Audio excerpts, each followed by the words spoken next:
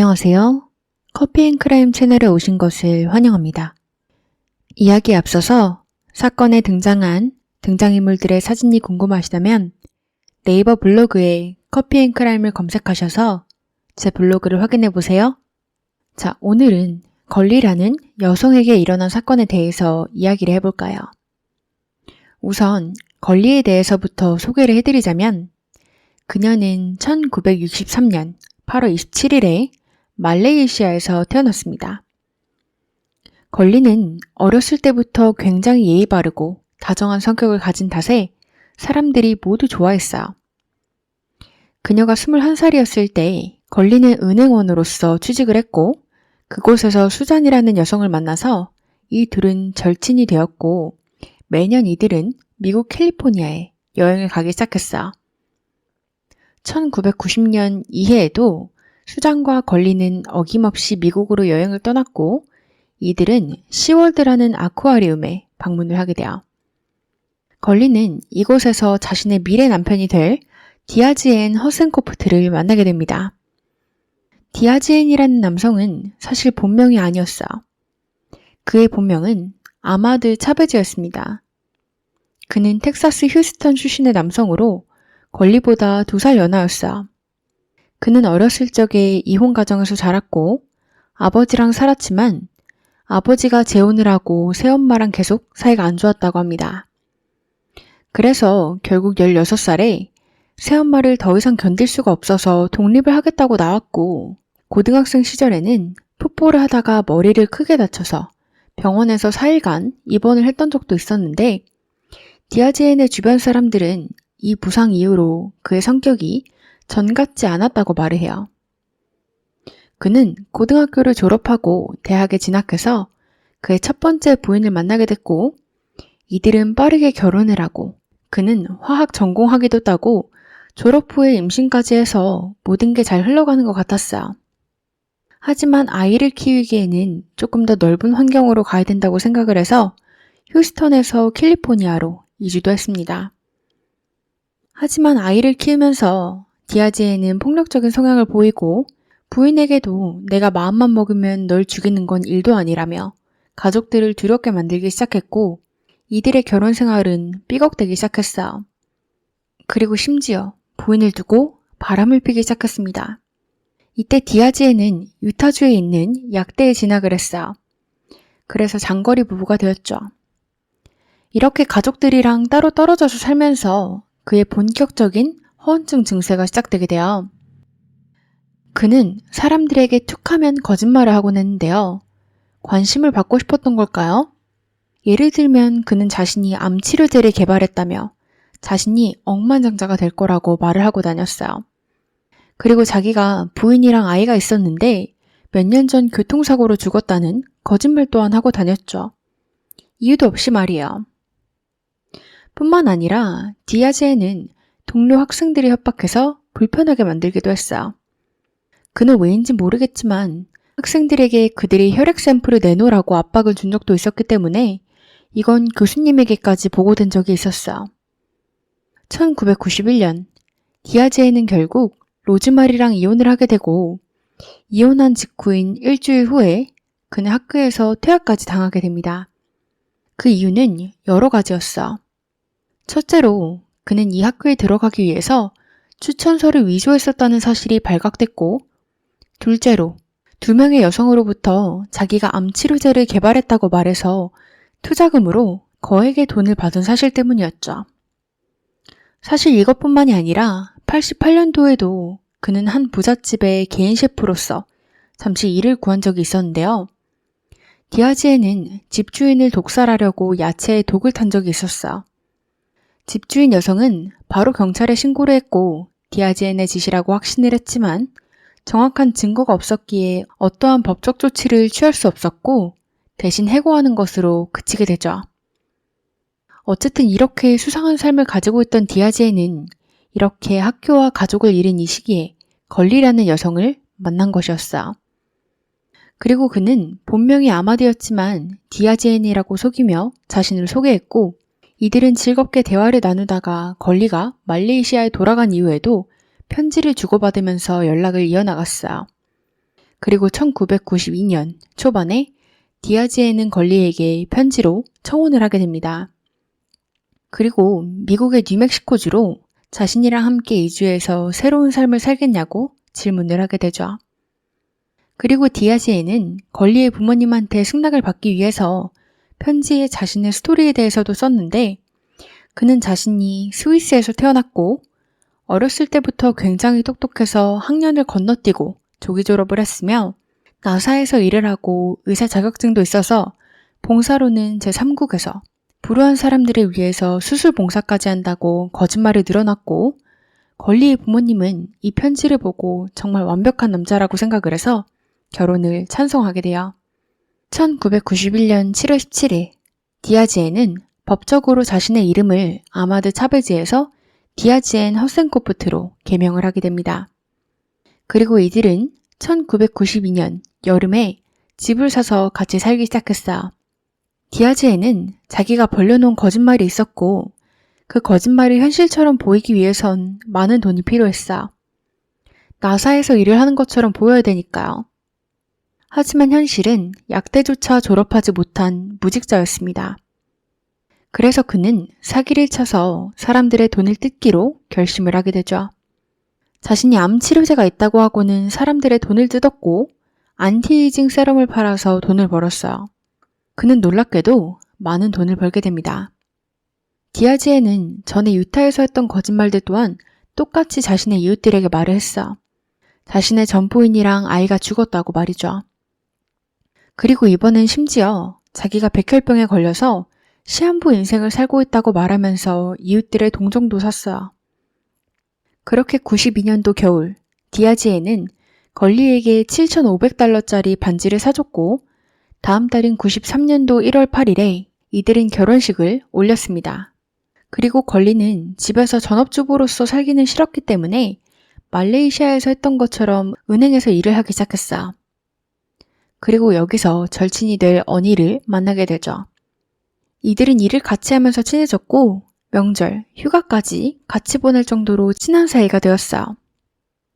그리고 93년도 여름쯤에 이들이 결혼을 한 지 1년도 되지 않은 이 시점에서 디아즈에는 신문에서 한 무혼 광고를 보게 돼요. 외롭고 돈 많은 여성이 인생의 동반자를 찾는다는 광고였죠. 디아즈에는 자신이 부인이 있음에도 그 광고에 지원을 해서 해당 여성을 만나러 가게 됩니다. 디아즈에는 이 여성에게 자신이 의사라고 소개를 했어. 상대 여성은 우연찮게도 유방암 환자였죠. 이건 디아즈에에게 큰 기회였습니다. 그는 지금까지 사기를 쳐왔듯 자신 또한 질병이 있다고 백혈병을 앓고 있다며 하지만 자신이 최근에 암 치료제를 개발했다고 이게 자신의 혈액 안에 있다고 했어. 그래서 여성이 치료를 받고 싶다면 한 달에 한 번 자신의 피를 수혈받아야 된다고 했죠. 그럼 높은 확률로 그녀의 암이 나을 것이라고 했어. 다만 이 치료의 비용은 매달 25,000달러가 들 것이고 20개월 정도 치료를 받으면 나을 것이라고 했죠. 25,000달러면 하나로 3,400만 원 정도예요. 매달이요. 그렇게 매달 여성을 만나면서 디아즈에는 자신의 거짓 스토리를 또 말하기 시작했어요. 자신의 전부인이랑 아이가 죽었는데 사실 나중에 이 아이를 복제하기 위해서 아이의 머리카락을 가지고 있다고 말이죠. 그리고 그는 아이를 복제할 기술은 있지만 자신이 가지고 있는 건 작은 아파트가 다이기 때문에 아이를 복제한다고 해도 키울 상황이 되지 않는다고 했어요. 물론 이건 거짓말이었죠. 그가 걸리랑 살던 집은 넓은 주택이었어요. 이렇게 디아즈엔의 말을 다 들은 여성은 그에게 동정심을 느끼기 시작했고 매달 25,000달러씩 치료비로 지불하는 것도 모자라서 그에게 2층짜리 주택을 사주기도 했어. 복제한 딸이랑 같이 살라고 말이죠. 시간이 지나며 이 여성의 아들은 자신의 엄마가 신문 광고에서 만난 남성에게 암 치료를 받고 있다는 사실을 알고는 걱정이 돼서 진짜 의사를 찾아가 보라고 조언을 하게 돼요. 이 여성이 의사에게 찾아갔을 때는 암의 사이즈가 2배로 더 커졌을 뿐만 아니라 살 날이 1년도 채 남지 않았다는 시한부 한정을 받게 되죠. 이 여성의 아들은 디아제엔을 고소하려고 했지만 여성은 지금까지 세뇌를 당했는지 디아제엔의 안타까운 삶 이야기에 동정심을 느껴서 그렇게까진 하지 말라고 했고 접근 금지 명령에 그치게 됩니다. 디아제엔은 이 일이 있고 여성이 사망하면 그 후에라도 아들이 찾아와서 자신을 해코지할까봐 무서웠어요. 그래서 걸리한테 지금 사는 집이 마음에 안 드니까 이사를 가자고 했고 자신들이 살던 집에서 얼마 떨어지지 않은 다른 집으로 옮기게 됩니다. 사실 사기뿐만이 아니라 디아제엔은 걸리를 두고 바람도 많이 피고 있었어요. 그는 집에 며칠, 몇 주씩 안 들어올 때도 많았는데 그때마다 그는 자신이 어려운 나라에 가서 봉사를 하러 간다고 말을 했지만 실상은 다른 여자들의 집에서 지내다 오는 것이었죠. 그리고는 집에 돌아올 때마다 아프리카는 정말 아름다웠어 라며 또 꾸며낸 이야기로 걸리를 홀려놨고요. 그리고 그의 집에는 누구도 출입이 불가능한 디아제엔의 방이 있었는데요. 그는 그 방에 나사의 기밀들이 담겨 있다며 혹시 걸리가 방에 들어왔다가 그 방에 들어가서 기밀들을 읽으면 나사 측에서 그녀를 죽여야 할 수도 있기 때문에 너무나 위험하니까 들어가지 말라고 경고를 해놨어. 그렇게 그의 인생 자체는 모든 게 거짓으로 이루어져 있었습니다. 1996년 이들은 몇 년째 아이를 가지고자 노력을 했지만 소식이 없었기에 병원에 찾아가 보게 돼요. 그리고 걸리는 불임 판정을 받게 되죠. 걸리는 평소에 아이들을 굉장히 좋아하고 다정한 성격을 가졌었기 때문에 정말 엄마가 되고 싶었어요. 그래서 이 소식은 걸리를 굉장히 슬프게 만들었죠. 입양을 할 수도 있었지만 디아제엔이 백혈병에 걸렸다고 생각을 했으니까 입양을 했다가 그가 세상을 떠나버리면 자신이 혼자 감당하기엔 너무 컸다고 생각을 해서 이들은 아이 대신 강아지를 입양하게 돼요. 하지만 이 강아지를 입양하자마자 얼마 지나지 않아서 강아지는 걸리 앞에서 뭔가 목에 걸린 듯 킥킥대다가 바로 사망을 하게 돼요. 사람들은 후에 디아제엔이 강아지에게 독을 탄 게 아닌가 생각을 했죠. 그리고 며칠 후에 디아제엔은 그녀의 기분을 풀어주기 위해서 다른 강아지를 또 입양을 해서 집으로 데려가게 돼요. 하지만 이번에도 얼마 지나지 않아서 걸리가 일을 하러 갔고 디아제엔이 강아지를 보고 있었는데 그의 말에 의하면 강아지가 도망갔다고 했고 강아지는 그렇게 사라져버렸어. 걸리는 굉장히 우울했습니다. 그런데 얼마 후 디아제엔은 집에 또 뭔가를 가지고 오게 되는데요. 이번에는 강아지가 아닌 3주 된 아기였습니다. 사람 아기요. 디아제엔은 이 아이가 자신의 친자식이라고 밝혔어. 이들은 결혼을 한 지 이미 몇 년째가 됐고 아기는 고작 3주 된 아기였으니까 디아제엔은 바람을 폈다는 게 명백했죠. 그는 아기의 엄마가 아기를 원하지 않는다며 자신이라도 책임을 져야 되는데 걸리에게 이 아이를 키워줬으면 한다고 부탁을 하게 돼요. 이 아이는 실제로 그의 친자식이 맞았습니다. 아이의 엄마는 일본인이었는데 이 둘은 불륜을 저지르다가 아이의 엄마가 임신을 하게 됐고 이 여성은 일본에 돌아가 살아야 했기 때문에 떠난 것이었어요. 그리고 디아제엔은 아이를 책임질 생각이 없었지만 걸리가 아이를 너무 원하고 우울해했기 때문에 일본으로 날아가서 여성을 만나서 자신이 큰 병에 걸렸는데 유전적인 병이라고 이 병을 치료할 유일한 방법은 미국에 있기 때문에 자신이 아이를 데려가겠다고 하고 그렇게 데려와서 걸리에게 선물처럼 준 것이었어요. 그렇게 아무것도 모르던 걸리는 남편이 바람을 폈지만 그럼에도 불구하고 아이를 보고 바로 사랑에 빠져버렸고 아이의 이름을 드미트리라고 짓고 자신의 친자식처럼 사랑해주며 키우기 시작했어요. 그리고 그해 여름에 디아제엔은 이번에는 미용사랑 바람을 피기 시작했죠. 그는 미용사의 아이들까지 만나며 꽤 가까워지는 듯 했습니다. 미용사의 딸은 중학생이었는데 디아제엔은 자기가 건강검진을 해주겠다고 아이의 옷을 다 벗게 하고는 몸을 응시했다가 정상이라고 문제가 없다며 종이에 사인을 해주기도 했고 그의 거짓 삶은 이어졌어요. 그리고 이 미용사는 후에 경찰에게 와서 증언을 할 때 디아제엔이 하루에 3번씩 그의 몸에 뭔가를 주입했다고 했어요. 당시에는 그가 백혈병이 있어서 모르핀을 맞는 것이라고 했다지만 그가 백혈병이 없다고 밝혀진 후에는 그것이 그냥 마약이었던 걸 사람들은 깨달았죠. 그리고 한 번은 그 미용사가 자신의 두 아들들을 봐달라고 디아즈엔에게 부탁을 했었어.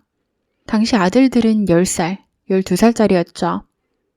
그런데 미용사가 집에 왔을 때 이 여성은 디아즈엔이 자신의 아들들의 혈액을 채취했다는 사실을 알게 되었습니다. 디아즈엔은 아들들의 피가 골수 치료에 쓰일 수 있나 확인하려고 했다고 했죠. 미용사는 크게 화를 냈어요. 자신의 아들들에게 자신의 허락도 없이 손을 댔으니까. 하지만 디아즈엔은 또 동정심 작전을 펼치며 그녀의 마음을 돌리는 데 성공을 했습니다. 그리고 얼마 후에 어떻게 알게 됐는진 모르겠지만 걸리는 남편이 미용사랑 불륜을 저지르고 있다는 사실을 알게 됐고 미용사에게 전화를 해서 자신이 디아즈엔의 부인인데 관계를 끝내는 게 좋을 것이라고 경고를 하게 돼요. 미용사는 디아즈엔에게 당신 유부남이냐고 따졌죠. 디아즈엔은 그렇지 않다며 자신이 유부남이라면 당신이랑 왜 만나겠냐고 또 말솜씨로 그녀를 홀려놨습니다. 미용사는 걸리의 전화가 장난 전화라고 믿게 됐죠. 그렇게 집으로 돌아간 디아즈엔은 걸리에게 미안하다고 사과를 하기는커녕 화를 냈고 이들은 크게 싸움을 벌였어. 결국 이때 디아즈엔이 처음으로 걸리를 때리게 됐죠. 이것은 그들의 싸움의 본격적인 시작이 되게 돼요. 1998년 1월이 되었습니다. 이들이 결혼을 한 지는 6년째가 되었어요. 이때 걸리는 디아즈엔에게 질릴 대로 질려있는 상태였어. 그가 거짓말을 한다는 사실도 대충은 눈치를 채고 있었죠. 그래서 그녀는 어느 날 그의 비밀의 방을 훔쳐보기로 결심을 하게 돼요. 그렇게 디아즈엔이 일을 간 사이에 걸리는 그의 비밀의 방으로 들어갔고 진짜 디아즈엔의 실체를 알게 됩니다. 몇 건의 접근금지 명령서랑 수많은 다른 여성들로부터 온 연애 편지들, 1988년에 있었던 독살 사건에 관련된 FBI에서 온 문서들, 가짜 암 치료제, 가짜 안티에이징 세럼 관련 문서들, 그의 실명, 가짜 이름으로 된 몇 개의 의사면허증들을 발견했고 걸리는 큰 충격에 빠졌어요. 그리고 그가 집에 왔을 때 자신이 모든 걸 안다며 디아즈엔에게 말했어요. 디아즈엔은 무엇보다도 자신이 걸리가 진실을 파악할 만큼 제대로 숨기지도 못했다는 사실에 자신 스스로에게 무척 화가 났다고 해요. 그리고 그 화를 참지 못하고 걸리에게 퍼부었고 결국 이번에도 폭력을 휘두르게 되죠. 잘못했다고 빌어도 모자를 파네요. 그리고 몇 주 후 이때 이들의 집에는 잠시 방에 월세를 주고 세입자랑 같이 살고 있었는데 세입자의 이름은 셸리였습니다. 그리고 셸리는 방의 주방에서 큰 소리를 듣게 돼요. 그녀가 부엌으로 나갔을 때 셸리는 걸리를 마구 때리고 있는 디아즈엔을 보게 됐어요. 셸리는 소리를 지르며 말려보려고 했지만 디아즈엔은 셸리가 이걸 다 보고 있다는 걸 아는데도 멈추지 않았고 셸리는 결국 이웃집 남성인 페드로의 집으로 찾아가서 도움을 구했고 디아즈엔은 체포가 되게 됩니다. 하지만 그는 돈이 많았기 때문에 보석금을 바로 내고 나와서 상황은 다시 원점이 되었어요. 걸리는 모든 가족들이 다 말레이시아에 있었기 때문에 갈 곳이 없었고 그녀는 하루하루를 힘들게 보냈습니다. 1998년 여름 미용사와 디아즈엔은 만남을 끝냈고 디아즈엔은 신문에서 또 구운 광고를 보게 돼요. 이번에도 돈 많고 외로운 줄리라는 이름의 여성이 동반자를 구하고 있다는 광고였죠. 이 여성이 살던 곳은 디아즈엔의 동네에서 3시간이나 떨어진 곳이었어요. 그래서 이들은 자주는 만날 수 없었지만 편지나 이메일을 통해서 자주 소통을 하곤 했는데요.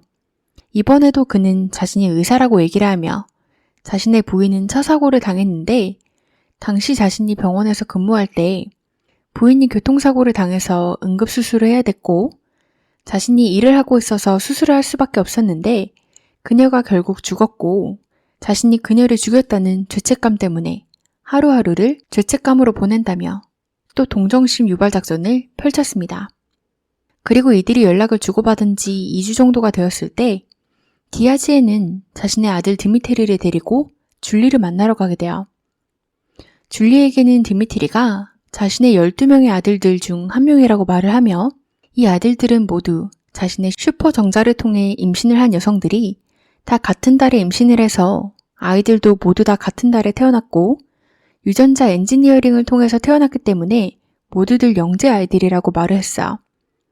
그리고 줄리에게 그는 자신이 미국 정부로부터 인정받은 안티에이징 세럼샷을 가지고 있다며 이게 한 샷에 35,000달러지만 줄리는 특별히 관심이 있으면 한 달에 한 번 6년씩 하는 조건으로 3,500달러에 아주 거저해 주겠다고 영업을 했어. 줄리는 정말 놀랍게도 승낙을 했고 그에게 한 달에 한 번 시술을 받게 돼요. 1999년 1월 24일 걸리랑 디아지에는 TV를 보던 중에 디아지에는 다음날 걸리에게 하얏트 호텔 식당에서 한 메뉴 좀 포장해서 내일 꼭 고속도로를 타고 자신에게 배달 좀 해줄 수 있냐고 요청을 하게 돼요. 걸리는 알겠다고 했죠. 그리고 그는 차고로 향했어요. 걸리는 마저 TV를 보던 찰나에 자신의 차에 경고음이 울리는 걸 듣게 됐습니다. 걸리는 무슨 일인지 확인을 하러 차고로 갔고 그곳에서 자신의 차 타이어를 느슨하게 조절하고 있는 디아지엔을 보게 돼요. 자신이 내일 고속도로에서 고속 주행을 하면 타이어가 떨어져 나가게 말이죠. 걸리는 지금 뭐 하는 거냐고 따지기 시작했습니다. 이번에도 그는 적반하장으로 걸리에게 폭행을 휘두르려고 했고 걸리는 다행히도 조금 열린 차고 문틈을 통해서 빠져나와서 옆집으로 도망을 갔어요. 그리고 그들은 경찰을 불렀죠. 이들이 경찰을 기다리던 찰나 이웃집에 누군가 문을 두드리기 시작했습니다. 이들은 디아지엔일 것이라고 예상을 했고 걸리는 바로 숨었어요. 이들이 맞았습니다. 이웃집에 찾아온 사람은 디아지엔이었고 그는 문이 열리자마자 이웃 남자를 밀쳐서 바닥으로 넘어뜨리며 자신의 부인이 어디 갔냐고 여기 있는 걸 다 안다며 소리를 고래고래 지르기 시작했어요. 페드로랑 페드로의 부인은 무슨 소리를 하는지 모르겠다고 걸리가 여기 없다고 거짓말을 쳐줬고 디아지에는 걸리 보고 다시는 집에 들어올 생각하지 말라고 이제 정말 끝이라고 소리치고는 떠났어요. 그렇게 그가 떠나고 걸리는 병원으로 이송이 되었고 병원에서 걸리의 이상소견에는 가정폭력을 당함, 여러 상처들이 있음이라고 써져 있었지만 디아지엔에게 취해진 조치는 없었고 결국 걸리는 자신만의 아파트를 구해서 따로 나오고 이들의 관계는 끝이 나는 것 같았어요. 하지만 걸리는 디아지엔이 너무 무서웠고 자기를 정말로 죽일 것 같았기 때문에 자신이 사는 아파트 주소를 자신의 부모님이랑 절친들에게도 말하지 않았고 자신의 직장 동료 제시에게만 말을 해야 되는 상황이었기에 어쩔 수 없이 말을 했다고요.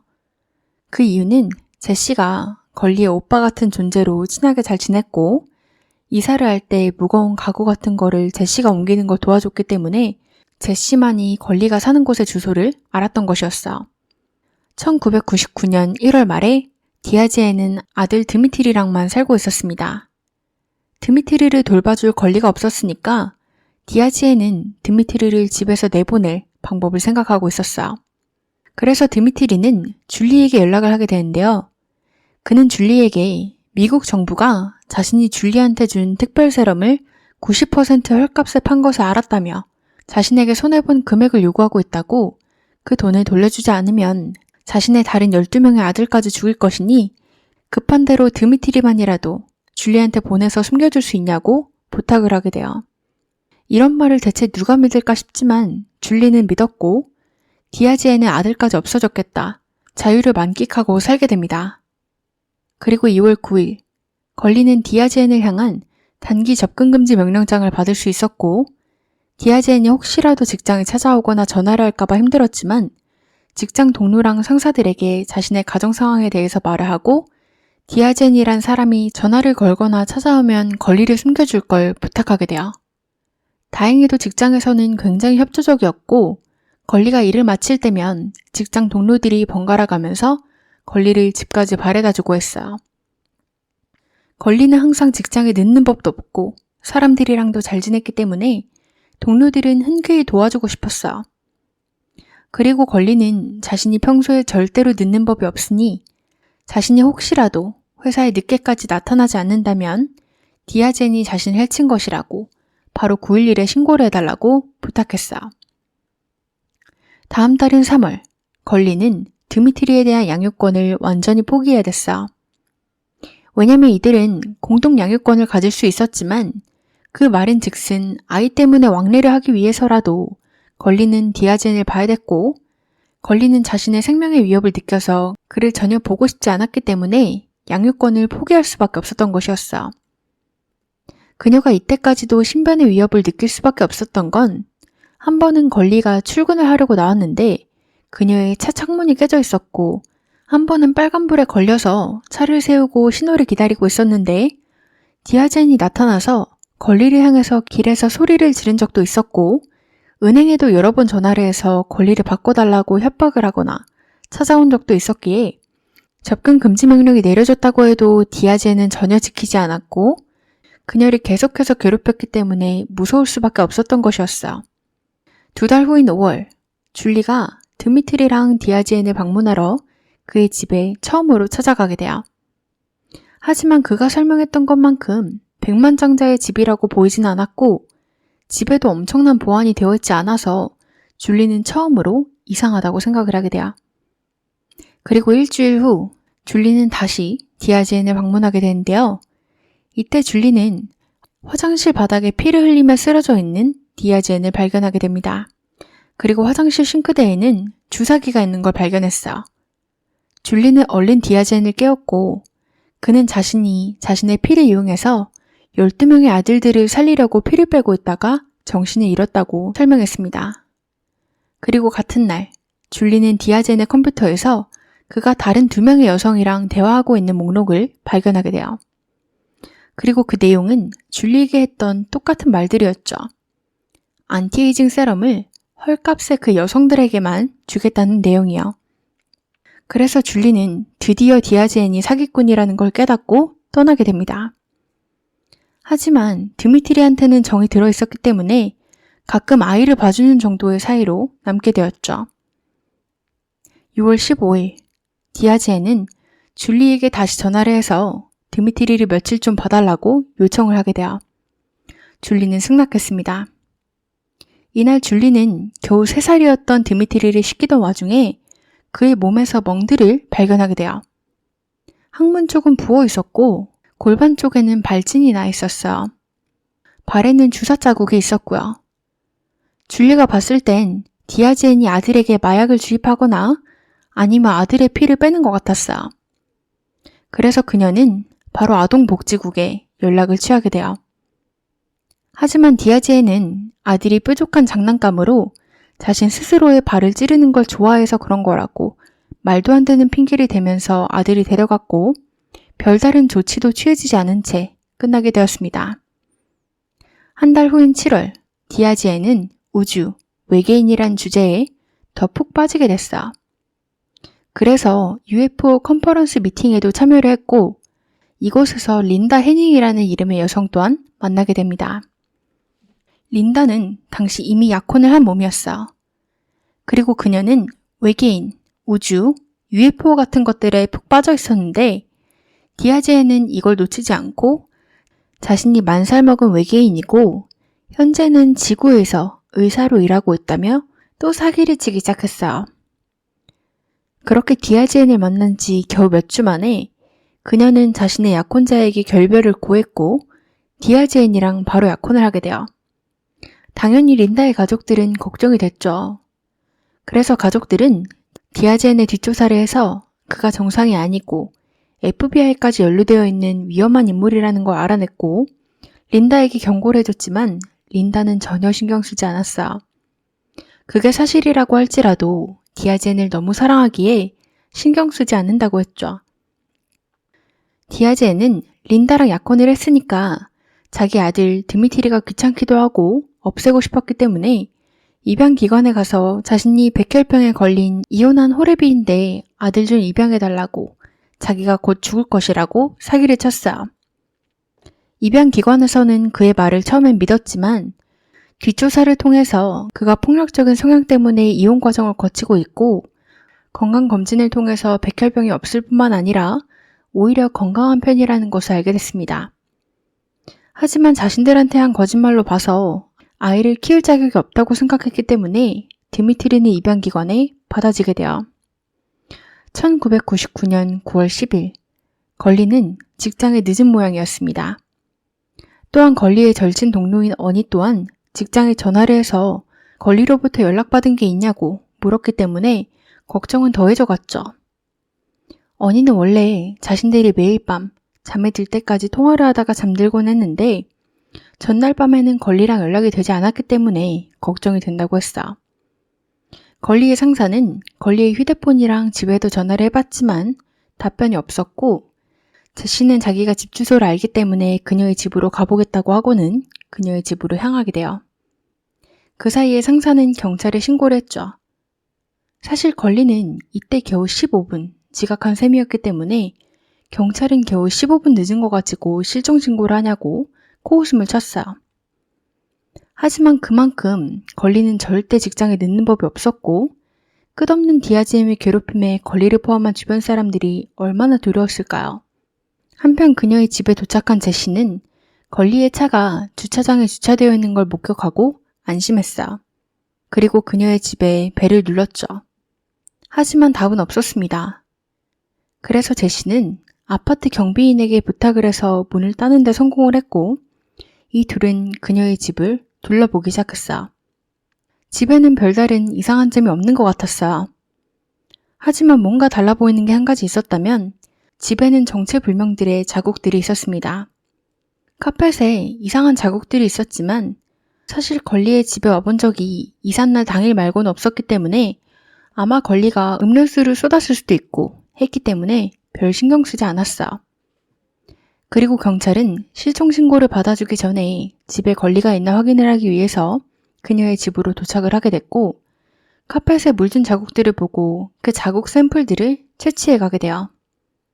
그리고 또한 그들은 피를 볼 수 있는 블랙라이트를 가지고 와서 집안을 살펴봤고 집안 곳곳에서는 혈흔의 흔적들이 발견되게 됩니다. 당연히 이후에 경찰들이 제일 먼저 찾아간 사람은 디아지엔이었어. 하지만 그들이 디아지엔의 집으로 갔을 때는 집에 가구도 하나도 없는 빈집만이 그들이 기다리고 있었죠. 디아지엔의 이웃들은 이틀 전에 그의 집 앞에 이삿짐 트럭이 와 있었던 걸 목격했다고 했어. 그리고 디아지엔은 더 나은 치료를 받기 위해서 텍사스 엘파소로 향한다고 했죠. 그리고 다른 이웃은 짐을 다 옮긴 날의 다음 날이자 걸리의 실종 하루 전날 밤 디아지엔이 집 앞으로 급하게 차를 세우고 집 안으로 들어갔다가 5분 만에 나오는 걸 목격하기도 했어. 그는 위아래 모든 옷을 검정 옷으로 입고 있었고 검은 장갑까지 낀 상태였다고 했죠. 그리고 걸리가 마지막으로 목격된 건 실종 하루 전날 퇴근을 하고 우체국에 자신의 부모님에게 보낼 편지를 보내러 7시에게 갔던 게 전부고 그 후에는 통신사에 청구서에 대해서 질문을 하려고 전화를 했던 게 전부인 모양이었어. 그 후로는 아무도 걸리로부터 소식을 들은 사람이 없었죠. 그리고 실종 당일 오후 거리를 치우던 청소부는 타프에 감싸진 물체를 발견하게 돼요. 사실 이 지역은 그 당시 사냥 시즌이어서 이런 걸 목격하는 게 흔했기 때문에 청소부는 물체가 죽은 사슴이거나 동물일 것이라고 생각했어요. 하지만 그가 가까이 갔을 때 그는 타프 속에서 머리카락과 테이프, 혈흔, 피가 묻은 옷가지들이 쌓여있는 걸 발견하게 됩니다. 그래서 그는 바로 경찰에 신고를 했고 경찰은 테스트를 진행했고 테스트 결과 혈흔의 주인은 걸리인 것으로 밝혀졌어요. 그리고 걸리의 집 수색이 시작되었죠. 우선 걸리의 집에서는 드미트리의 입양 계약서가 발견되었는데요. 그 계약서는 린다 헤닝스 이름으로 사인된 계약서였습니다. 그래서 경찰은 린다에게 전화를 해서 걸리를 아냐고 물었어요. 그는 걸리, 디아지엔 등등을 모두 다 모른다고 일관을 했지만 목소리는 어딘가 모르게 긴장되어 보이는데요. 그렇게 전화를 끊고 경찰들은 추가 질문을 할 게 있어 전화를 했지만 경찰들은 첫 번째 통화 이후 린다와 연락이 닿지 않게 됩니다. 집에도 찾아가 봤지만 린다는 없었어. 집에도 없는 디아지엔이 자신의 약혼자인 린다와도 같이 없다면 그는 도대체 어디에 있는 걸까요? 사실 이 모든 일이 벌어지고 있는 동안 디아즈에는 사우스캐롤라이나에 있는 셰리라는 여성이랑 약혼이 되어 있는 상태였는데요. 셰리는 디아즈엔을 태우러 23시간을 운전을 해서 찾아왔고 다시 23시간을 운전해서 또 그녀의 집으로 같이 가서 지내고 있었던 것이었어요. 사실 그렇게 긴 시간을 운전하는 동안 셰리는 디아즈엔이 계속 자신의 몸에 뭔가를 주입하는 걸 보고 뭐냐고 물었고 전과 그렇듯 그는 모르핀이라고 자기가 병이 있기에 고통을 덜어주는 것이라고 답했어. 하지만 약을 주입할 때마다 얕은 발작과 피를 토하고 말도 안 되는 소리를 계속 해대며 혀에는 하얀 가루를 묻혀 모르핀의 약효를 더 강화시킨다고 정체 모를 하얀 가루까지 하는 것을 보고 셰리는 불편함을 느꼈지만 어쩔 수 없었어요. 그리고 걸리의 실종 3일 후 경찰에는 신고 전화가 들어오게 되는데요. 이 신고 전화는 3명의 여성으로부터 걸려온 전화였습니다. 해당 여성들은 입양기관 담당자, 디아즈엔의 변호사, 디아즈엔이 검은 옷을 입고 집에 들어왔다가 나온 것을 목격한 이웃 여성이었습니다. 이들은 디아즈엔이 자신들을 계속해서 협박한다고 신고를 하게 됐죠. 신고 이유는 말도 안 되는 이유들이었어. 자신의 변호사가 입양기관에서 드미트리를 훔쳤다고 추궁하는 것이었죠. 정작 아이를 버린 건 본인이면서 말이죠.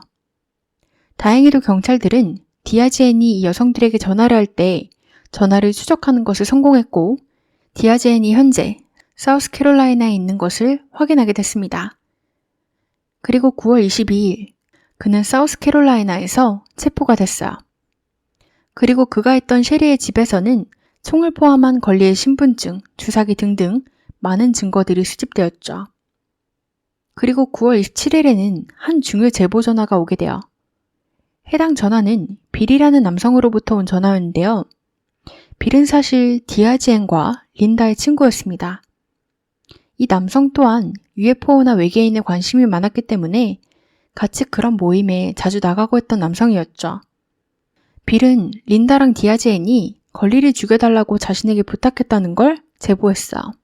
그가 걸리를 죽였는지 안 죽였는지에 대해선 말하지 않았지만 많은 증거들이 빌이 걸리를 죽였다고 말하고 있었는데요.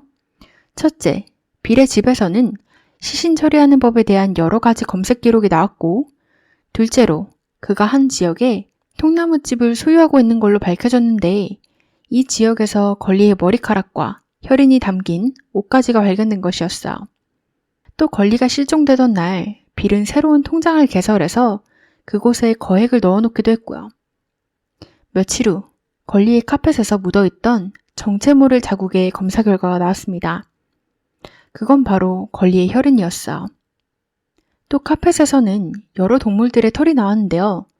그건 고양이 털과 토끼 털이었어.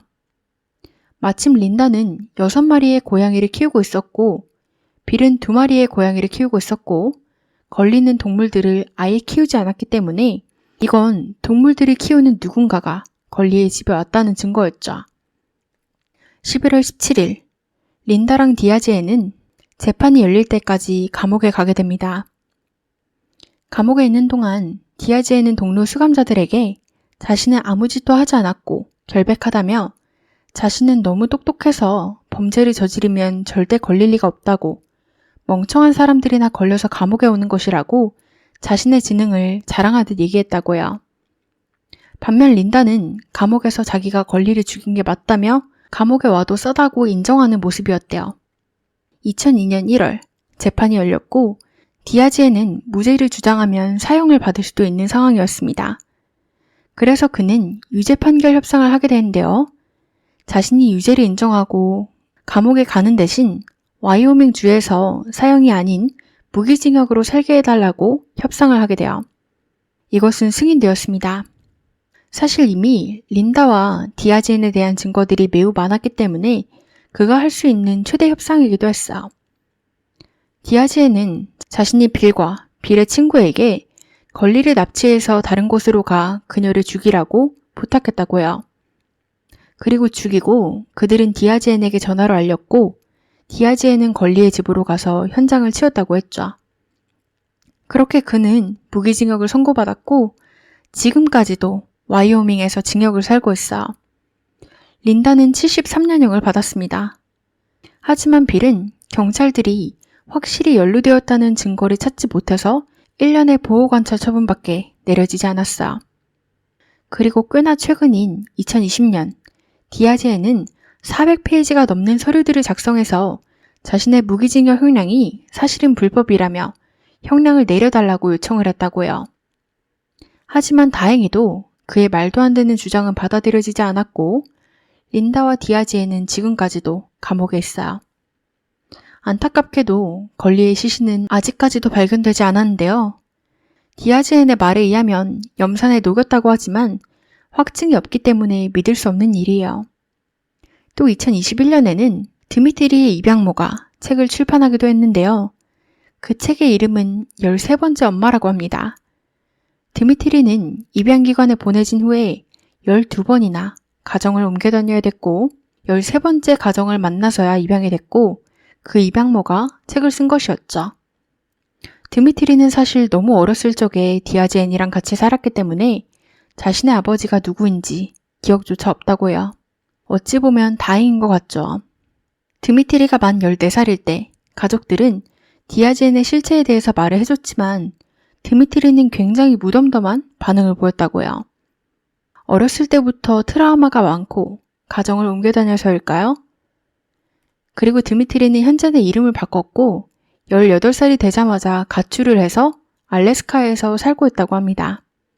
그가 잘 지냈으면 좋겠네요. 여러분들은 이 사건에 대해서 어떻게 생각하시나요? 여러분들의 의견 댓글로 많이 남겨주세요.